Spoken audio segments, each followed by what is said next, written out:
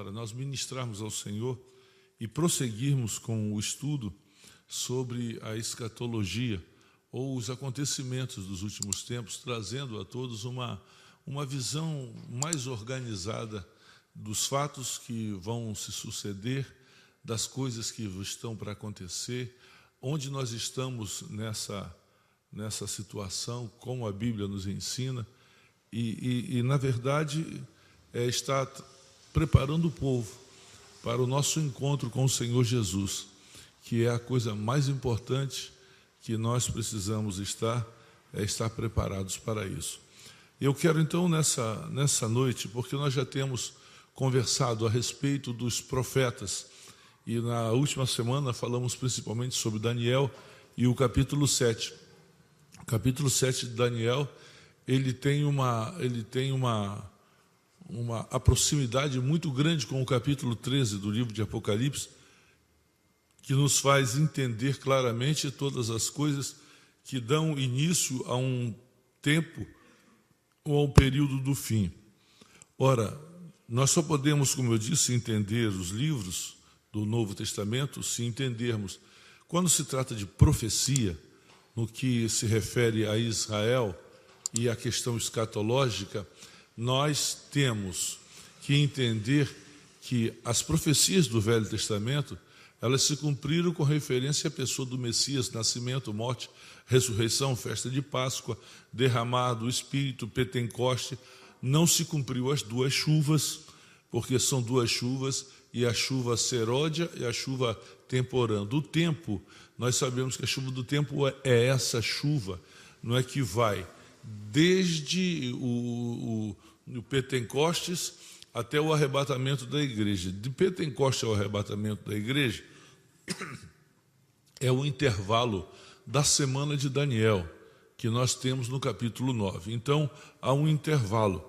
Esse intervalo que nós temos na palavra, que acontece justamente entre a 60ª e a 70ª semana, é chamado de Evangelho da Graça de Deus.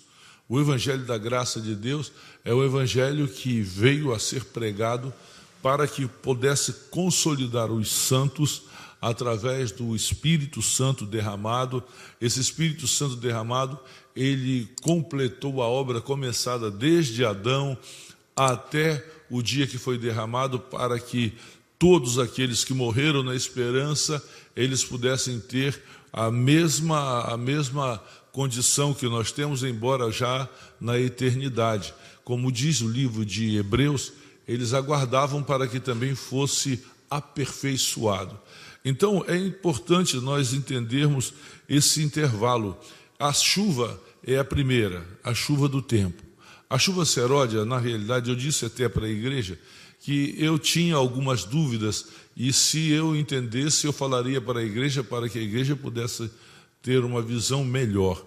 A chuva seródia, que é a chuva antes da colheita. A grande colheita não é agora. A verdade, a grande colheita é em tabernáculos, porque tabernáculo é a festa, e a festa da colheita. E nós vamos ver no livro de Zacarias o Senhor tratando com a festa de tabernáculos, justamente com os molhos que são trazidos a ele na festa de tabernáculo, que é justamente já no milênio. Temos as festas, que elas vêm em Páscoa, Asmos, Primícias, Pentecostes. A próxima festa será trombetas, agora. E a trombetas fala do arrebatamento da igreja. Quem viver, verá. Depois tem Yom Kippur. Yom Kippur, que é a festa do sacrifício. Na realidade, esta festa é para os judeus, embora, preste atenção no que eu vou falar, para que depois não venham a dizer que eu falei errado. Todos os ritos proféticos de Levíticos 16, que trata-se dos 2 bodes, não é? Com referência ao bode que era sacrificado fora da cidade, e o outro que era enviado, que é o bode emissário, eles representam a mesma pessoa de Cristo. Eu sei que algumas religiões colocam esse bode emissário, ou o bode de Azazel, que eles chamam, como a pessoa do diabo. Isso é loucura. Então, Cristo, na realidade, ele foi o sacrifício do templo às 3 horas da tarde, ele foi o bode que, na verdade, foi sacrificado fora da cidade, e ele foi, na realidade, as partes mais baixas da terra, para que ali, então, cumprisse todo o propósito de justiça. Ora, acontecendo isso, na verdade, não poderíamos ter duas fases, que seriam fases de crucificação de Jesus outra vez, ou de sacrifício. Toda a questão do rito da lei, ou tudo que se refere à lei, referente a sacrifício, referente a culto, cumpriu-se em Cristo. A lei cerimonial e a lei civil ainda continua valendo até hoje. Matar continua sendo pecado, adulterar continua sendo pecado, fazer fofoca continua sendo pecado, todas essas coisas, e são leis. Então nós precisamos entender como Deus então trata essa questão de lei.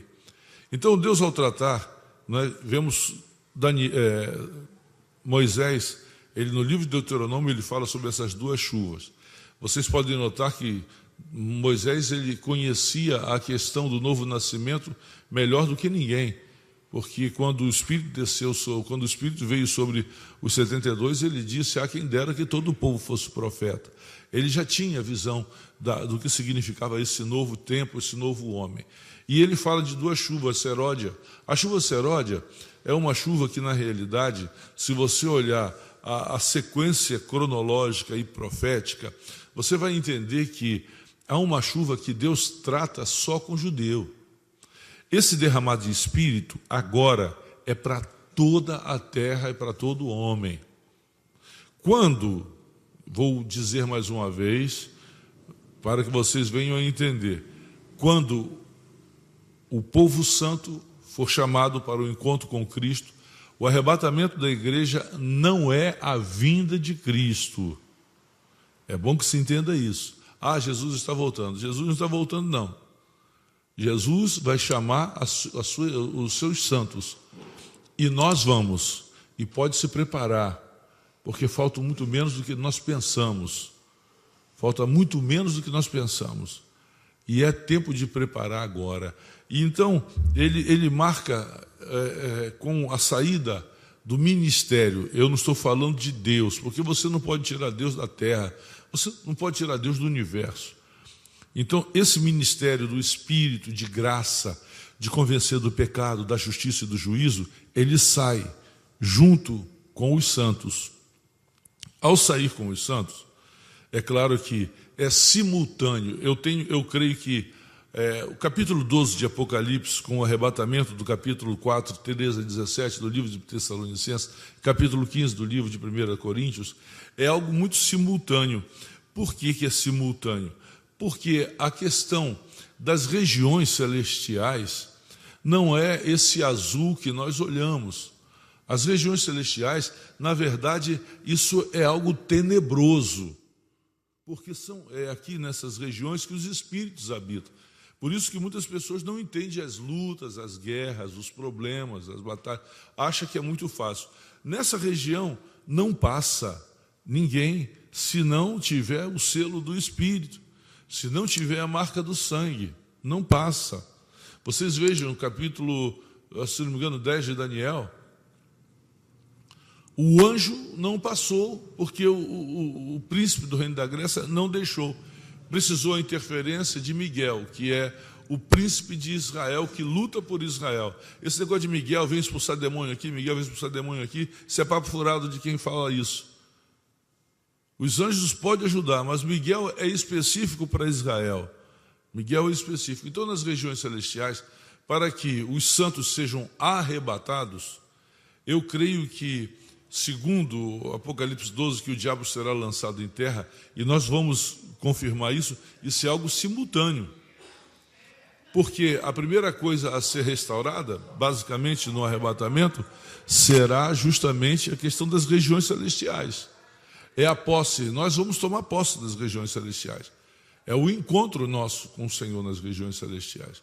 Então, quando a igreja sai e temos o período de tribulação e grande tribulação, e temos o dia da angústia de Jacó, que são coisas muito distintas na Bíblia. Tribulação, grande tribulação e angústia de Jacó. Tem pessoas que confundem a semana de Daniel como